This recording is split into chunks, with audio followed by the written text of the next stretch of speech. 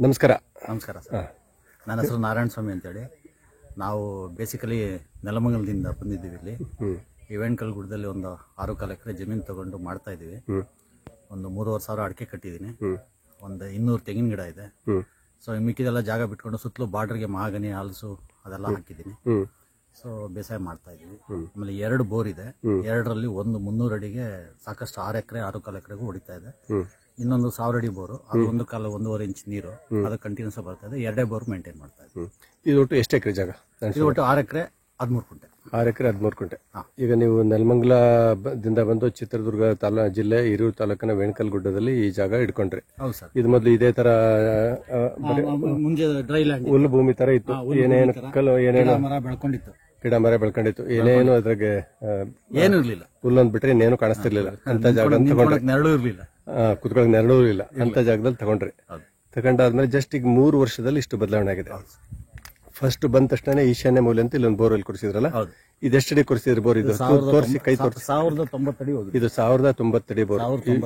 ನಿಮ್ಗೂ ಸ್ವಲ್ಪ ಈ ಈಶಾನ್ಯ ಮೂಲೆ ಅಂದ್ರೆ ನಂಬಿಕೆ ಜಾಸ್ತಿ ಇತ್ತು. ಪಾಯಿಂಟ್ ಮಾಡೋರ್ನು ಈಶಾನ್ಯ ಮೂಲೆ ಅಂತ ಪಾಯಿಂಟ್ ಕೊಟ್ಟು ಹಂಗಾಗಿ ಮಾಡಿಸಿದ್ವಿ. ಬಟ್ ಎಲ್ಲೋ ಒಂದ್ ಕಡೆ ಸಮಾಧಾನ ಆಯ್ತದು. ಅಂದ್ರೆ 900 ಕೆಳಗೆ ನೀರು ಸಿಕ್ತು. 980 ಅಡಿಗೆ ನೀರು ಬಿತ್ತು. ಅಲ್ಲಿವರೆಗೂ ನೀರಿಲ್ಲ. ಅಲ್ಲಿವರೆಗೂ ನೀರಿಲ್ಲ. ಆಮೇಲೆ ಇದು ಸಮಾಧಾನ ಆಗ್ಲಿಲ್ಲ.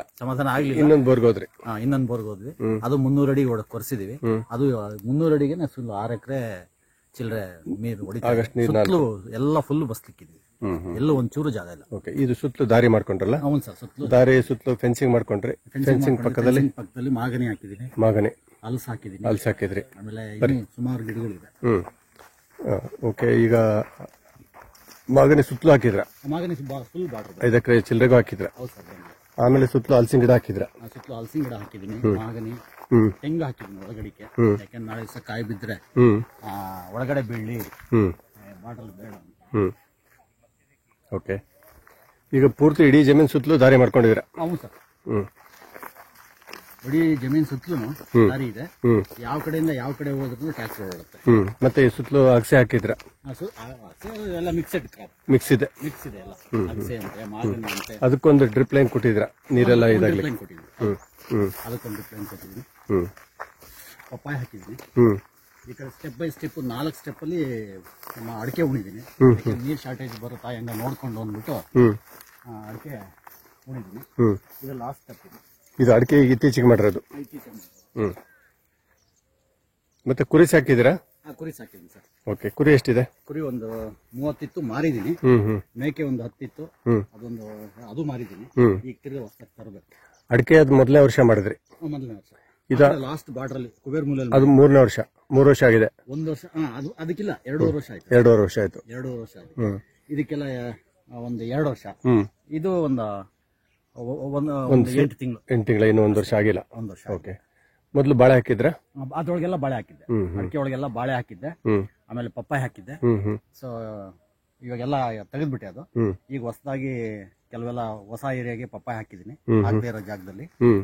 ಸೊ ಬೇರೆ ಕಡಲೆ ಗಿಡ, ಆಮೇಲೆ ಬದನೆ ಗಿಡ, ಆಮೇಲೆ ಟೊಮೊಟೊ, ಆಮೇಲೆ ಸಾಂಬಾರ್ ಸೌತೆಕಾಯಿ, ಆಮೇಲೆ ಇದು ಅದು ಸಾಂಬಾರ್ ಸೌತೆಕಾಯಿ, ಆಮೇಲೆ ಮೆಡಿಸಿನ್ ಸೌತೆ ಮಾಡಿದ್ರಿ? ಸೌತೆ ಎಲ್ಲ ಬೆಳೆದಿದ್ವಿ. ಕಲ್ಲಂಗಡಿನೂ ಬೆಳೆದ್ರ? ಕಲ್ಲಂಗಡಿ ಇಲ್ಲ, ಅದು ಮಾಡ್ಬೇಕು ಅನ್ಕೊಂಡಿದೀನಿ, ಇನ್ನು ಮಾಡಕ್ಕಾಗಿಲ್ಲ. ಮಾಡ್ತಾ ಇದ್ದೀನಿ. ಓಕೆ. ನಾನು ಒಟ್ಟು ತರಕಾರಿ ಹಣ್ಣಿನ ಗಿಡದಿಂದ ಎಲ್ಲಾ ಪ್ರಯತ್ನಗಳು ಮಾಡಿದ್ರಿ? ಮಾಡ್ತಾ ಇದ್ದೀನಿ. ಎಲ್ಲದೂ ನಿಮ್ಗೆ ಅನುಕೂಲ ಆಗ್ತಾ ಬಂತು? ಅವತ್ತಿಂದ ನೀರಿನ ಸಮಸ್ಯೆ ಇಲ್ಲ ನಿಮ್ಗೆ? ನೀರಿನ ಸಮಸ್ಯೆ ಏನಿಲ್ಲ ಸದ್ಯಕ್ಕೆ. ಓಕೆ. ಓಕೆ.